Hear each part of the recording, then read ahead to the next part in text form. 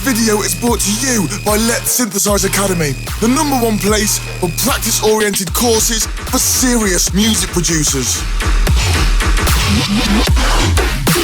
Hey, the Latson here, welcome to the newest Synthesize Academy episode, and today I'm going to continue last week's video about that cool Growl, because today I'm going to break you down how I made that cool sound in Ableton and in FL Studio like this. So like always, you can grab this whole project from my Patreon below in Ableton and FL Studio format. Also click here for my academy if you want to dig deeper into production knowledge, but right now let's jump into it. Right, okay, so here is the Growl. Sounds pretty red. So the FM8 patch, operator A, is the main oscillator here. Okay, it's not important. Let's see operator B. Operator B is the main part, okay? So operator B is a simple sine wave that is modulated by another sine wave on half of the frequency basically. And this whole thing is modulated by operator D, soft tristate on ratio 4. Wow, this is a cool sound too. Anyway, operator B goes into a filter. Let's see what happens if we just mute it.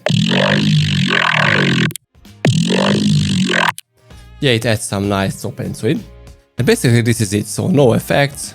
In the master page there is nothing here, so no unison. Let's see the easy morph, it is untouched, no effects as you can see. In the envelopes everything is initialized. So as you can see, it is very simple, but the main part here is the effect rack. To add a little more noise to it, I applied 2 instances of Redux. I deactivated every other effect, so you will hear what I'm doing. So I added 2 instances of Redux. All these will make sense when I activate every other effect. Then I added an homicide preset. It's really heavy. And basically, I don't know what I did here. I think I just loaded up one preset and it is here. So this is the last one, I guess. I'm going to share the homicide preset bank on my Patreon along with this whole thing. So the Ableton and the Fruity Loops FL Studio preset or project. Anyway, so it adds some nice distortion to it. And honestly, this always sounds really well on growls. Okay, I boosted some more highs and some more gains. And I made a huge bump at around, frequency bump at around 200 Hz. So I had to use an OTT to even out the whole sound. And this is where last week's video come in. This is SerumFX that I described in the last video. And here comes the modulation that creates the articulation. And to add even more articulation at the very end of the sound, so this part, I added this EQ mod.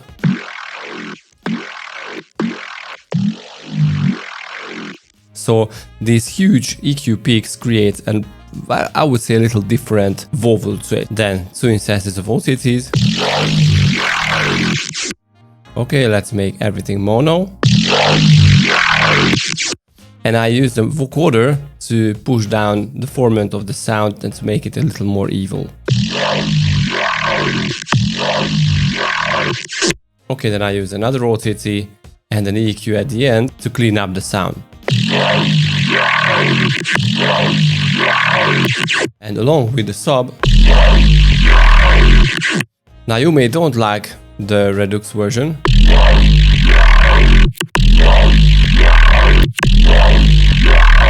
But I think without them they sound really cool too. Okay, so I had to try to replicate this whole thing in FL Studio and I spent a whole day on it. But basically this is what I came up with. I haven't added a sub. You can do that later if you want.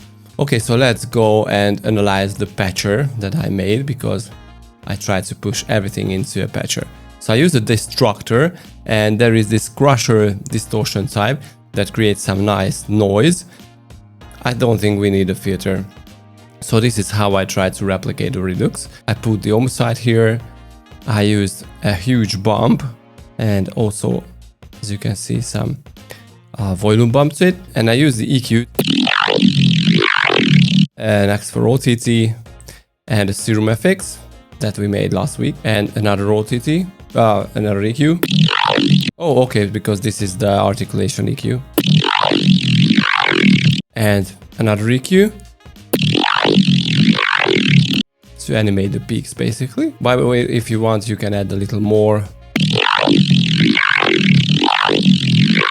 This is a cool thing, 2 instances of OTTs, and the Maximus is here to reduce the clicking. As you can see, the 3 instances, I have 3 instances of OTTs, brings up so much noise that it has to be muted. So I'm using a gate, using Maximus to kill the unnecessary noise.